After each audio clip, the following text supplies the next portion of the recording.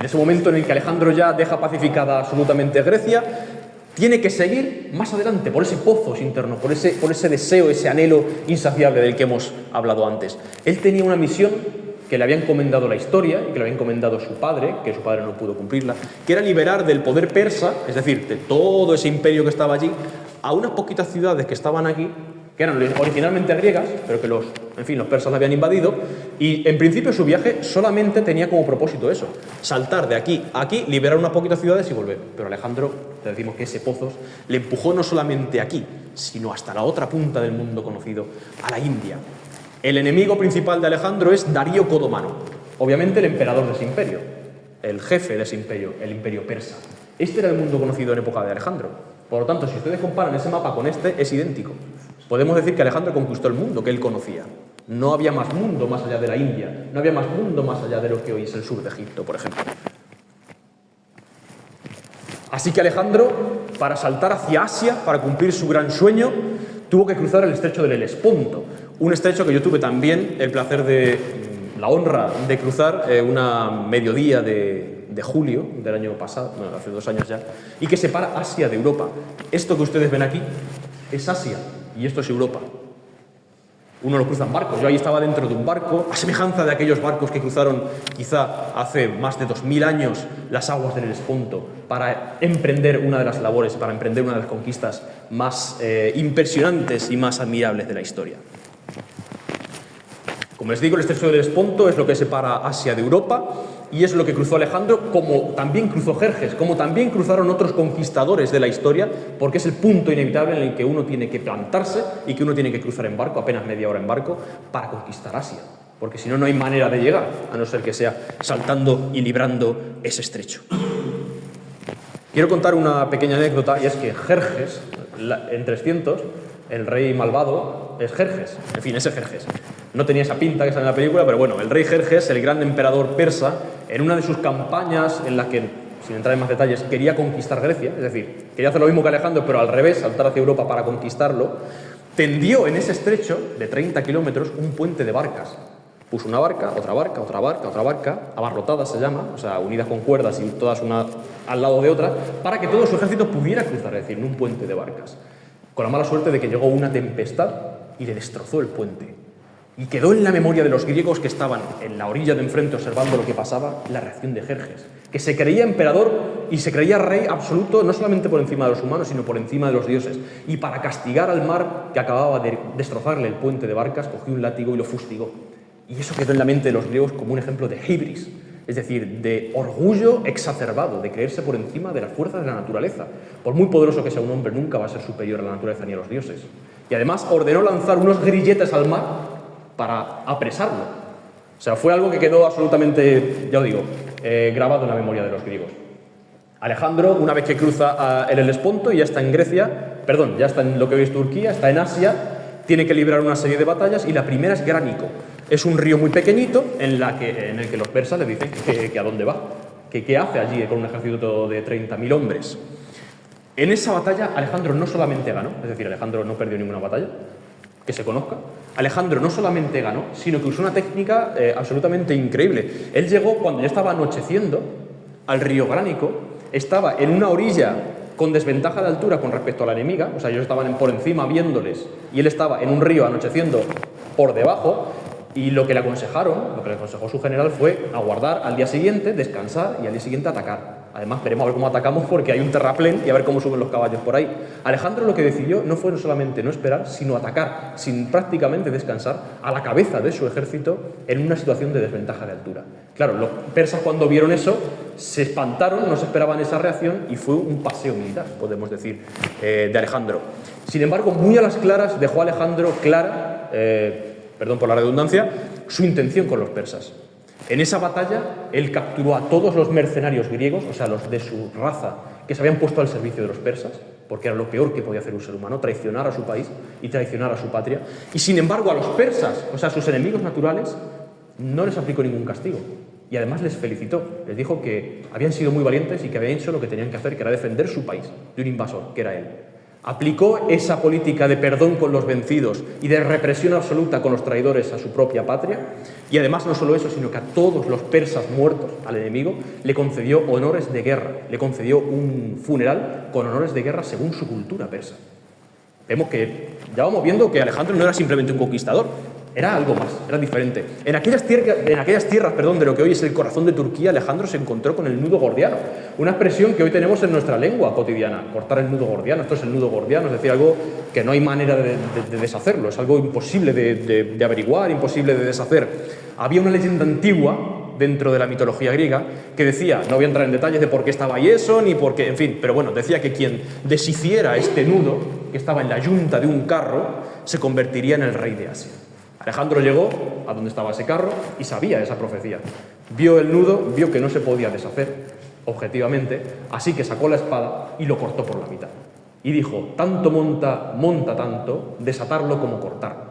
Y de esa frase tomaron los reyes católicos su lema, su emblema. Y dejó de esta manera también claro cómo actuaba él.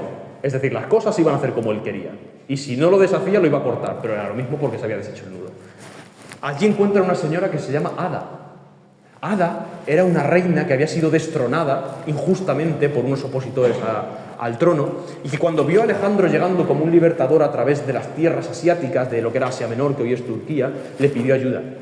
Alejandro se la concedió, le devolvió el trono, y no solamente eso, sino que se estableció una amistad, no sé si definirlo como amistad, se estableció una relación increíble en la que Ada acabó por adoptar como hijo a Alejandro, un hombre que había invadido sus tierras. Y no solamente ella, sino que pasaría más adelante con la madre de su propio enemigo mortal, que era Darío, el emperador que hemos visto del Imperio Persa. O sea, yo creo que esto declara mucho el vacío que tenía Alejandro en la figura de su madre primero, y el vacío que también verían las mujeres de cierta edad como esta, como la madre de Darío, en ese joven. Al fin y al cabo era apenas un adolescente, en aquel chico rubio venido de Occidente que se decía que perdonaba a los enemigos y concedía honores de guerra a los generales muertos. Y se dice incluso que viendo la dieta frugal que tenían los macedonios, que apenas comían y estaban en territorio hostil, que apenas llegaban, podríamos decir hoy, a fin de mes, que no tenían ningún tipo de recurso, atiborró a los soldados y Alejandro con comida hasta el punto que ya tuvo que rechazarla, preocupada como otras tantas madres de si el hijo come o si deja de comer. Quiero decir algo muy importante que da semblanza a cómo era Alejandro y cómo eran algunos de sus compañeros, otros no, pero algunos sí, y es que antes de emprender esta aventura asiática, antes de entrar por las tierras del estrecho del Helesponto a lo que hoy es Asia y el corazón de Asia, Alejandro buscó dinero en el tesoro real porque viajar siempre ha costado dinero, hoy y en el siglo IV a.C. Y más cuando estás al frente de un ejército expedicionario en tierra hostil de 30.000 hombres, que muchas veces no lo pensamos, pero un ejército no es una excursión, un ejército necesita comer todos los días. Los caballos necesitan agua todos los días, necesitan, agua en los ríos, pero necesitan comer, necesitan heno, necesitamos comer carne, necesitamos comer pan, es decir, eso se necesita un gasto muy importante hoy en día y en ese momento. Así que buscó dinero en las arcas del tesoro real que tenía su padre y encontró muy poco. Como muchas veces pasa, parecía que iba a tener mucho más dinero su padre del que en realidad tenía. Así que Alejandro tuvo que empeñar todas sus joyas, todo lo que él tuviera que pudiera valer algo, para repartir el dinero entre sus compañeros, entre los amigos con los que él había crecido hombro con hombro aprendiendo de Aristóteles. Y hay una anécdota que dice que cuando se lo entregó a Perdicas, uno de sus generales, el dinero que habían juntado y lo dividió en partes según sus generales y se lo entregó y llegó el turno de Perdicas, Perdicas le dijo a Alejandro, ¿y qué has dejado para ti? Y Alejandro le dijo, para mí he reservado lo mejor, la esperanza. Y en ese momento Perdicas rechazó lo que le tocaba y le dijo, pues entonces compartiremos la esperanza. Y efectivamente fue lo único que compartieron en la corta vida que les esperaba a ambos. Esa isla, Espiro, es una isla que también he visitado, gracias a Dios, y que ya no es una isla, fue una isla hasta que llegó Alejandro, y efectivamente era una isla que estaba más o menos a 1 kilómetro de la línea de costa, y que Alejandro, cuando venía conquistando por lo que hoy en día es Líbano, es la costa sur de Líbano, llegó a la costa y le dijo que se rindiera a la isla, que no podía dejar plazas fuertes detrás, simplemente porque es una isla. O sea, es una isla muy importante que hay que conquistarla, hay que rendir todo por donde vamos pasando. Ellos le dijeron que sí, que sin problema, que se rendían. Unos días después dijeron que no se iban a rendir, cambiaron de opinión 4 o 5 veces, le dijo a Alejandro, además, que por favor le dejaran pasar a la isla porque quería hacer sacrificios a los dioses en el templo que tenían ahí, se lo negaron, así que Alejandro emprendió un asedio y un cerco y un sitio de la ciudad que duró 8 meses. Pero ¿cómo vas a asediar una isla? Ya está asediada de por sí por el mar. ¿Qué vas a hacer? ¿Vas a enviar hombres a nado? Entonces Alejandro ideó una maravilla que nunca se había hecho hasta ese momento en la historia, y es que derrumbando casas que había en la costa y cogiendo materiales, piedra simplemente que había en la costa, piedra y tierra y barro que había en la costa, construyó un pasillo de 1 kilómetro en mar abierto desde la costa hasta la isla de Tiro. De tal manera que a través de ese pasillo pudiera pasar el ejército, que ya os digo que tenía 30.000, 40.000 hombres, con la caballería, con las fuerzas de asedio, con los zapadores, con todo, con torres de asedio incluso, para poder pasar desde allí hasta aquí. Incluso los tirios, lo que estaban aquí dentro, destrozaron el pasillo una vez. Le mandaron barcas llenas de tinajas con aceite, y en el momento en que se estrellaron las barcas contra el malecón que estaba construyendo, le prendieron fuego y aquello se destrozó, las torres de guerra de asedio se quemaron, muchos hombres se murieron, pero Alejandro, en esa especie de espíritu, ese pozo del que estamos hablando, dijeron los hombres, ¿y ahora qué hacemos? Y dijo, volver a construir un pasillo aún más ancho. Estamos hablando de un hombre con 23 años, o sea, es increíble. Al final lo construyeron y 8 meses después llegaron a la tierra de Tiro. Los tirios defendieron sus casas, su isla, casa por casa, hasta que al final hicieron a la totalidad de la población esclava. A los hombres los mataron, los pasaron a cuchillo, y los que no habían muerto bajo la guerra o bajo el cuchillo de los hombres de Alejandro fueron crucificados a lo largo de ese malecón de 1 kilómetro y a lo largo de las playas preciosas, porque son preciosas, de Tiro, de manera que los gritos de las gaviotas de aquellas tardes de las playas de Tiro se mezclaron con los gritos de los agonizantes crucificados en las playas. Más de 2.000 hombres murieron crucificados allí. Vemos que Alejandro era magnánimo, que Alejandro era un rey excepcional, un ser humano excepcional, pero cuando alguien se le ponía en contra o cuando alguien no accedía a los deseos que él tenía, podía ser extremadamente duro. Esa es la isla de Tiro, que ustedes han visto que era una isla, pero que hoy en día el pasillo que construyó Alejandro sigue allí. Y gente vive allí, y no puede caminar por ese pasillo. Ese es el final, el extremo, es decir, este extremo de la isla de Tiro, que visité este verano, pues en un momento bastante tenso, en un momento en que había bombardeos israelíes. Es decir, es un ser humano que no solamente dejó su huella en la historia, sino también en la geografía, que pocos seres humanos lo han hecho. La historia de Abdalónimo también es muy interesante. Abdalónimo se convirtió en rey de Sidón por nombramiento de Alejandro. Alejandro, después de pasar por Tiro, esa ciudad que hemos visto antes, llegó a Sidón, otra ciudad fenicia, otra ciudad libanesa, podemos decir, y se encontró que no había rey, que había que designar un rey, pero tenía que ser un rey afín a las costumbres del pueblo. Es decir, no puedo nombrar un rey para que 2 días después lo eche su pueblo. Necesito un rey afín a las costumbres de los conquistados. Así que en medio de aquellas dudas mandó a su amigo Hefestión, aquel amigo verdadero que tenía desde la infancia, uno de sus generales, le dijo, busca un rey digno porque es lo único que te pido para la gente de Sidón. Y en aquel paseo que dio Hefestión, absolutamente preocupado por ver qué hacía con el futuro de la gente de Sidón, encontró un jardinero en un lugar que en medio de aquel desierto, en medio de aquel páramo absolutamente árido, tenía un jardín precioso. Y entró y le dijo, ¿cómo es que esto no ha ardido en la guerra? Y dijo, porque yo lo he defendido con mi propia vida. Este no es mi jardín, es el jardín de mi amo. Mi amo partió a la guerra, pero por orden de mi amo yo me quedé cuidándolo y yo lo tengo que defender incluso con mi vida. Incluso muchas veces me han amenazado de muerte y yo he seguido aquí y he seguido defendiendo esto en memoria y en honor de mi dueño, de mi amo. Entonces en ese momento Hefestión descubrió que ese era el hombre más digno, porque si había defendido con su vida lo que no era suyo, ¿cómo no defendería lo que sí era suyo, que era su patria, su ciudad-estado? Y lo nombraron rey de Sidón. Y ese es el sepulcro en el que descansó, que está en el Museo de Estambul. En Gaza, un sitio en el que hoy en día ya parece que no, pero bueno, ha habido guerra hasta hace 4 días, también hizo la guerra Alejandro, porque los gazatíes dijeron que Alejandro no iba a conquistar Gaza, que ellos eran más fuertes, y Alejandro dijo que no. Efectivamente, después de una serie de días, conquistó Gaza y aplicó un castigo severísimo con el gobernador que se había negado a ser conquistado. Ya muerto, le ató una cuerda a los talones y lo enganchó a su carro y lo arrastró alrededor de las murallas de Gaza, esas murallas hoy en día también maltratadas, como muestra de lo que hacía con los enemigos. Y allí hay una historia muy interesante en relación con Leónidas. ¿Se acuerdan ustedes aquel preceptor que decía que Alejandro tenía que comportarse como un soldado para ser aceptado por sus soldados? Una vez Alejandro estaba con Leónidas siendo un niño pequeño, apenas 8 o 10 años, y fueron a ofrecerle incienso a los dioses. Y entonces Alejandro cogió el incienso además que es como el que usamos en Semana Santa, en fin, es un tipo concreto de incienso que es resina, y dice que Alejandro cogía a puñados el incienso y se lo ofrecía a los dioses, y que le riñó Leónidas y le dijo que el incienso no se quemaba así, que fuera parco con la belleza de las cosas hermosas hasta que no fuera el dueño de las tierras que las producen. Y cuando conquistó Gaza, Alejandro le envió a su preceptor, a Leónidas, 40 sacos llenos de incienso con una nota que decía: ahora aprenderás a no ser tacaño con los dioses. Ya soy el dueño de las tierras que producen el incienso. Ya puedes dejar de escatimar en ofrecérselo a los dioses.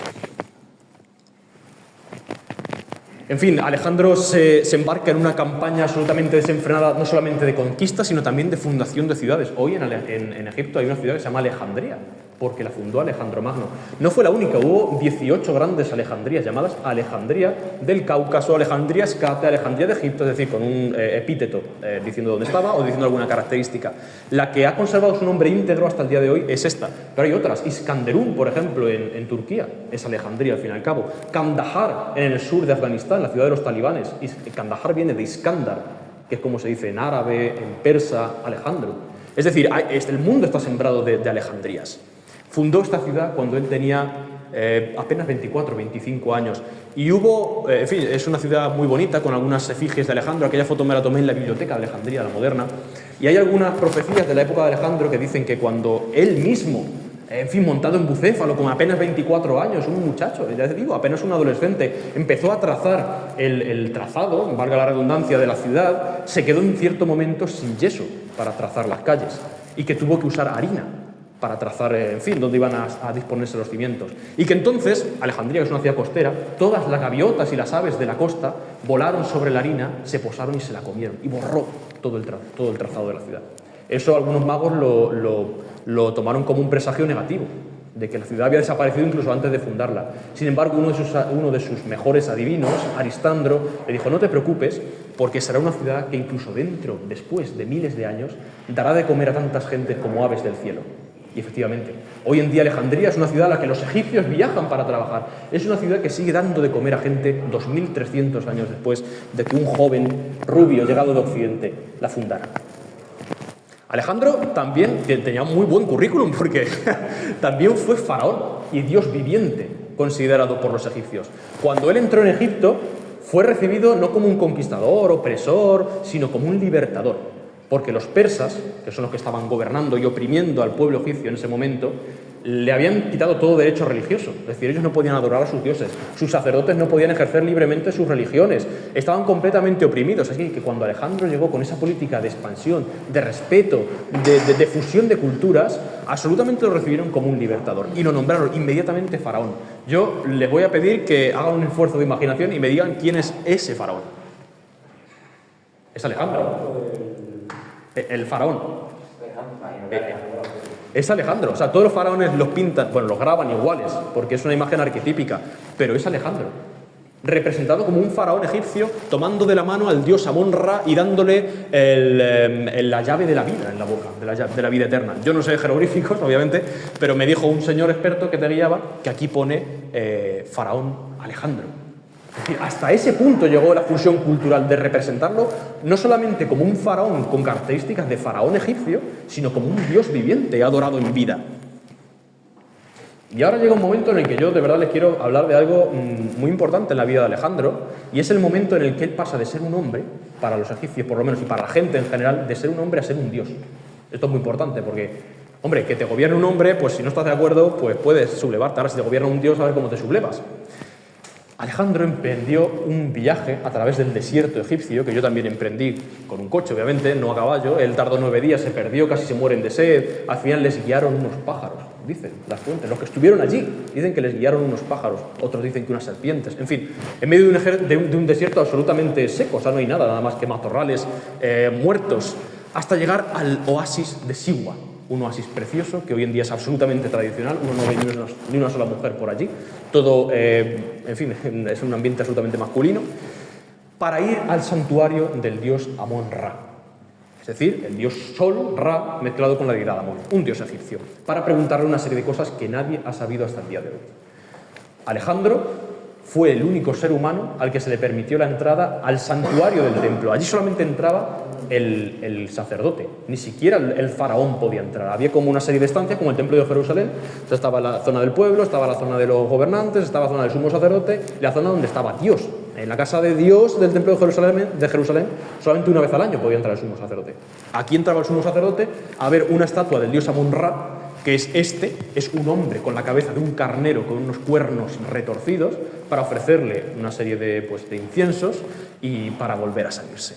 Esta sala en la que vemos a Alejandro entrando para visitar al dios Amón-Ra es esa sala. Lo que pasa es que esta sala está vista desde dentro y esa sala está vista desde fuera, en un lugar en el que nadie va, y si va hasta 5 minutos y dice, pues aquí no hay nada, me voy. O sea, es un lugar clave en la historia, es un lugar en el que Alejandro tiene la apoteosis, es decir, se convierte en Dios y sus gobernantes empiezan a verlo como un Dios. Tanto es así que lo dibujan con los cuernos de Amón-Ra. Ustedes ven aquí que Alejandro, eso no es un rizo, eso es un cuerno de carnero. Lo dibujan como hijo viviente del dios Amón-Ra. Y una cosa muy extraña que me pasó a mí allí, y eso es verdad, y además lo he traído para que lo vean, es que llegando al santuario de Amón-Ra, no en la puerta, pero casi, eso es un montículo, porque, bueno, para estar protegido de ataques y demás, es un montículo en el que arriba está el templo. En los alrededores, cuando yo estaba paseando, como les digo, en los alrededores de un templo de un dios que era un hombre con cabeza de carnero, con unos cuernos retorcidos, me encontré, muy cerca de la base del templo, 4 cuernos de carnero. Y yo se los he traído para que los vean porque son reales. Y vienen desde Egipto, vienen desde Siwa.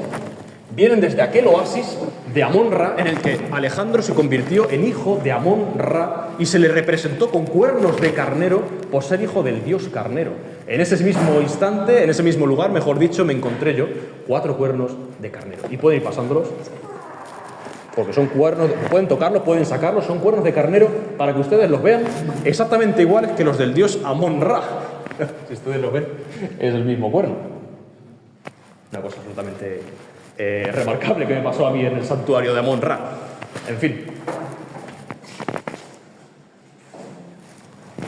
Les he traído un corte de la película Alejandro, una película que trata la vida de Alejandro, como no podía ser de otra manera, en la que él entra en batalla directa en Gaugamela, es decir, una batalla que vamos a tratar a continuación, contra el rey Darío. Es decir, llega un momento en el que el rey dice que qué narices hace Alejandro en sus tierras, y él mismo va a la batalla, no al frente de sus tropas, que es lo que hacía Alejandro, porque era valiente, sino resguardado, protegido por ellas, en medio del tumulto, como director de la estrategia, pero no poniendo su vida en juego. Y hay un momento dado en el que Alejandro, él personalmente con su caballo bucéfalo, se mete entre las tropas de los inmortales de Darío, o sea, de sus guardias, se me llamaban inmortales porque eran 10.000, y cuando matabas a uno, venía otro. Siempre había 10.000, nunca menguaba su número. Se mete en medio de las tropas de élite de los inmortales para matar él mismo a Darío. Y esto es lo que pasa.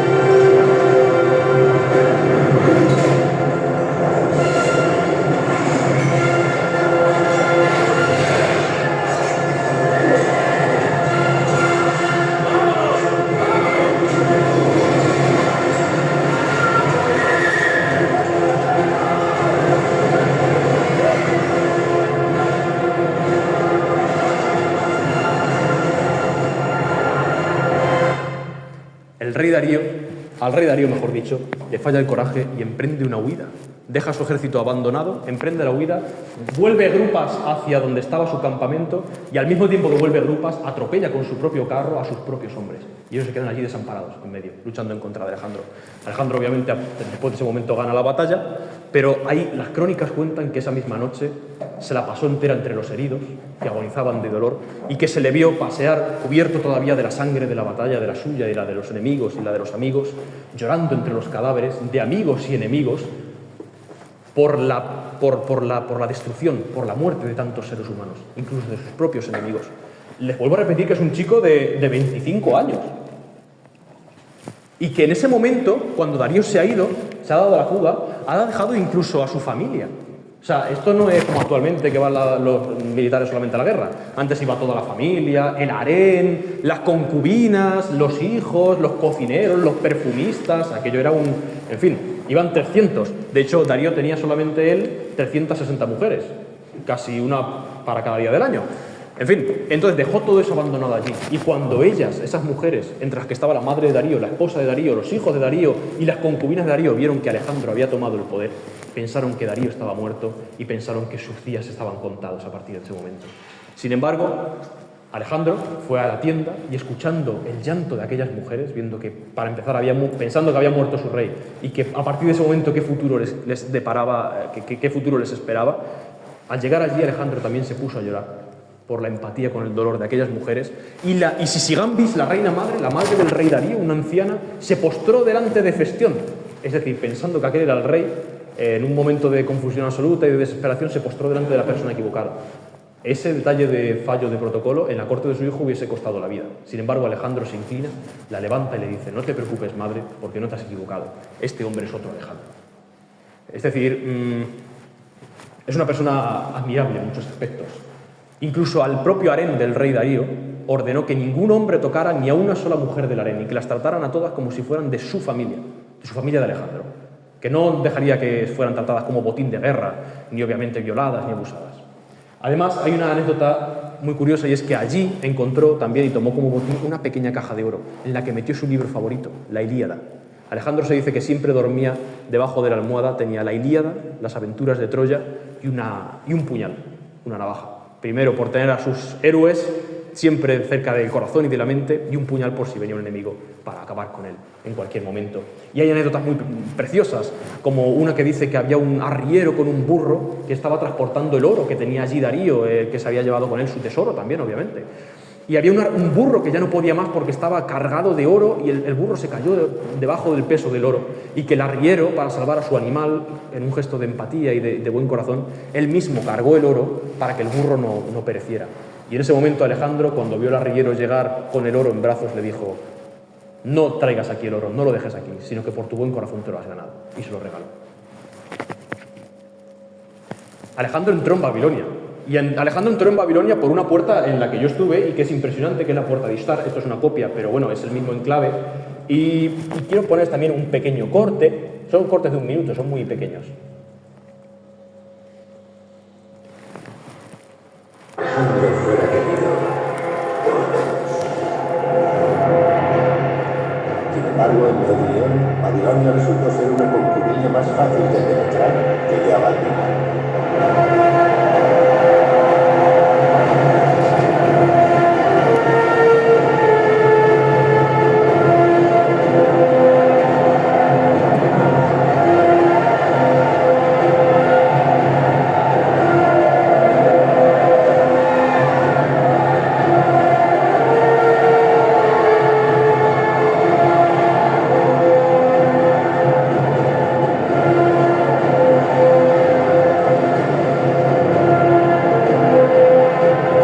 Ahí vemos que Alejandro fue recibido como un libertador, no fue recibido como un conquistador ni como un asesino, sino que fue recibido como un hombre bueno, como un hombre beneficioso para su país. Alejandro además tiene muchas facetas, es un personaje muy complejo y que se puede abordar desde muchos puntos de vista.